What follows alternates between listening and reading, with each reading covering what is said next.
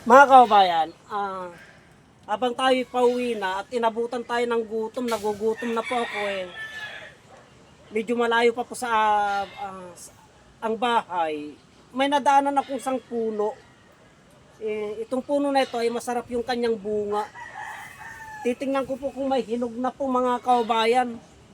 At baka sakaling makakuha tayo ng bunga, pangtawid gutom. Ito po siya mga kababayan. No? Ang dami niya pong bunga mga kababayan. Tignan po natin. Yan. Napakarami. Sana may hinog na. Ayan no. Yan yung tinatawag na tibag. Tibag po yan mga kababayan. Yan yung ipinalabas ko sa mga videos ko noon. Na kung may tibag, may puno ng tibag, may tubig.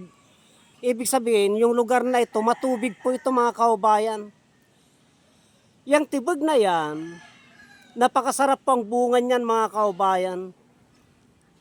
Titignan ko po kung may hinog na po yan at kakainin po natin. Yang bunga ng tibag na yan, pag hinog na po yan, ay masarap pong gawing palaman. Yan. At kung ayaw mo naman pong gawing palaman, ay masarap na kainin po yan mga kababayan. Yan. Itatayo ko po itong camera at titingnan ko kung may hinog na po. Bali titignan natin mga kababayan kung may hinog na siyang bunga. Ito.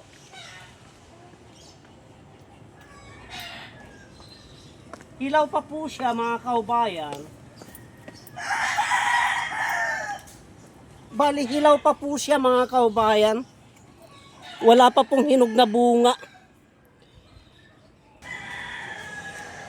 Hilaw pa po siya mga kababayan, wala pa pong hinog na bunga.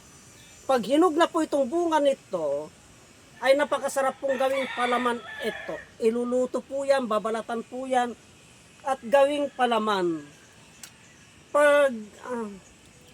Pag ayaw mo pong gawing palaman mga kababayan, ay pwede din pong kainin ito. Kinakain namin ng ganito lang ito, babalatan namin yan. Pag hinog na po, kaso hilaw pa po eh. Oh. Hindi pa po pwedeng kainin. Hilaw pa po, bubot pa po. Ayan, mabuto po siya na ganyan yan mga kaubayan. Yan. Tikman po natin kung anong lasa niya pag hilaw. Kasi hindi ko pa po nasubukan kumain ng hilaw nito mga kaubayan eh. Pero pag hinog po, ayun po kinakain po namin. Titikman po natin pag ganitong hilaw po mga kaubayan.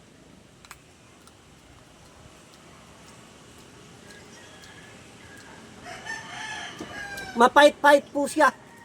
Mas maganda po yung hinog po talaga na kainin. Kaysa itong hilaw. Mabuto po siya mga kaubayan.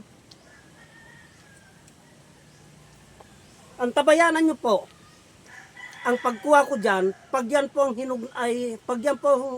ay hinog na po mga kaubayan. Pero sa ngayon ay hilaw pa po. Medyo mapakla-pakla pa po siya. At yung tubig niyan, yung puno niyan mga kaubayan, ayan po. Yan.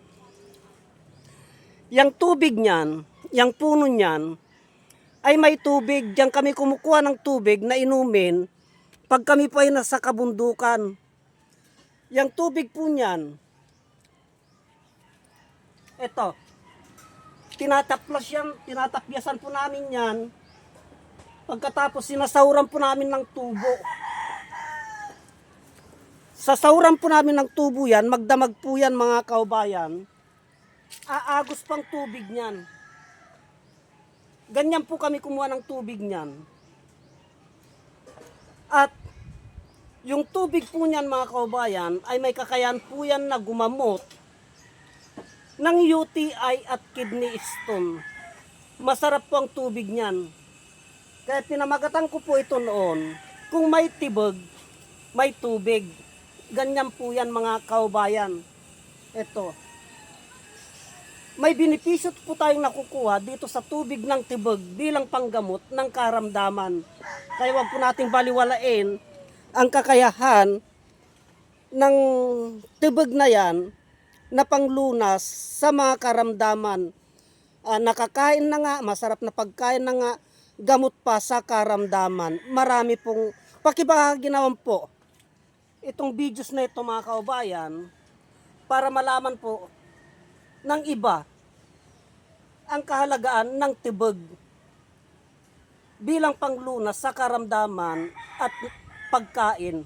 Marami pong salamat.